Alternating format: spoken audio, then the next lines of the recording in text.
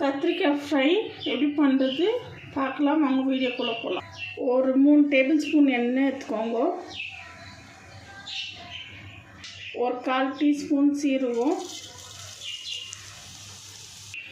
Cut பண்ணி வச்சுக்கிற வெங்காயம் சேர்த்துக்கிறேன். ஒரு வெங்காயம் கருவேப்பிலை சேர்த்துக்கிறேன்.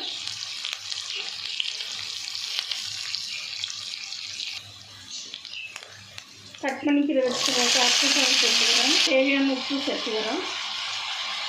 1/4 டீஸ்பூன் மஞ்சள்தூள்,